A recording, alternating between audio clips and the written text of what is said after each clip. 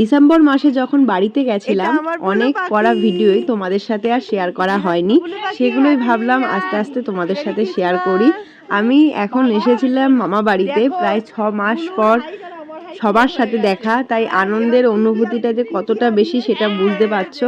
আমি যেখানেই যাব আমার আশেপাশে যে ফুচকা থাকবে সেটা আর অজানা নয়, যারা আমাকে চেনো জানো। বিকালবেলাতেই সবাইকে ডেকে নিয়ে এসেছিলাম, চলো আজকে আমার তরফ থেকে হবে ফুচকা পার্টি। আমি তো এখনো কাউকেই কিছু সেভাবে দিইনি, তাই সবার ফার্স্টে ফুচকা খাওয়ানো দিয়ে শুরু হলো। আজকে যা কিছু খাওয়ানো চলবে সব বলেছিলাম বৌদিদেরকে আমি ট্রিট দেব। আর এখানকার ফুচকার যে স্বাদ সেটা তো আমি ছাড়া আর কে ভালো বলতে পারবে বলো। তারপরে বিকালবেলায় গেছিলাম হলো আর একটা বৌদির বাড়ি, মানে আমার বড় মামা বাড়ি আর মেজো মামা বাড়ি পাশাপাশি, আর সেজো মামা বাড়ি একটু দূরে। ওই যাওয়ার পথেই পড়লো কুলকাদ মোমো, যেটা আমি প্রথমবার ট্রাই করছি। সত্যি কথা বলবো, দেখে তো নর্মালি লাগলো, জানি না কেমন হবে ভাবছিলাম, কিন্তু বুলু বলেছিল পিপি খেয়ে দেখো, খুব সুন্দর খেতে, কারণ ও আর বৌদি এখান থেকে আগেও অনেকবার খেয়েছিল। সত্যি কথা বলছি, দারুণ বানিয়েছিল।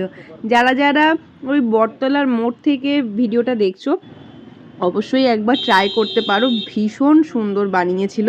আমার তো চিজের ওই ফ্লেভারটাই খেতে খুব ভাল লাগছিল, হালকা স্পাইসি ছিল। আর তার সাথে আমার পূজা বৌদির জন্য নিয়ে গেছিলাম একটা কুলহাত মোমো, ইনিই ছিলেন ওনার। এত ইন্সপায়ারিং, যাকে দেখে আরও বেশি ভালো লাগলো, তাই ভাবলাম তোমাদের সাথেও শেয়ার করি। আর আমাদের মিষ্টি পরির জন্য এখান থেকে নিয়ে নিচ্ছি চকলেট। ওর তো দুদিন আগে জন্মদিন গেছিল, তারপরে আমরা যাচ্ছি। এটা হচ্ছে আমার পূজা বৌদি, যারা আগে দেখেছে তারা চেনো।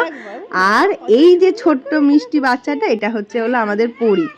একজনই বাদ চলে গেল, সে হচ্ছে প্রিয়াঙ্কা বৌদি। আসলে বৌদি এখন জামশেদপুরে রয়েছে, পুচকু আর প্রিয়াঙ্কা বৌদির সাথে দেখা হচ্ছিল না এইবারে।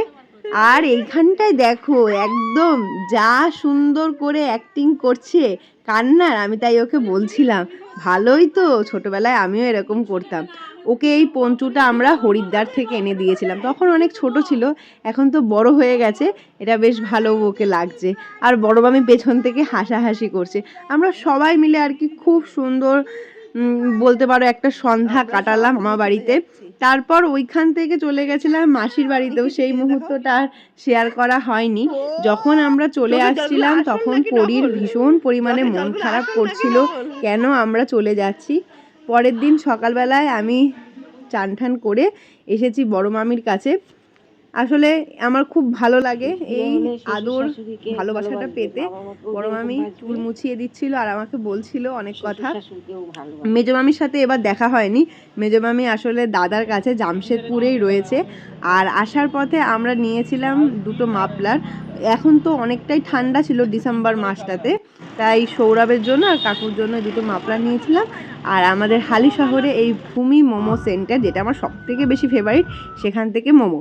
তখন চলছিল বীজপুর উৎসব, সেইখানে মেলায় গিয়ে দেখলাম খুব একটা ভিড় হয়নি, কিন্তু আমাদের অপোজিটেই বসে কালু কাকু পাপড়ি চাট নিয়ে, যেটা খেতে আমার লেগেছিল ফাটাফাটি।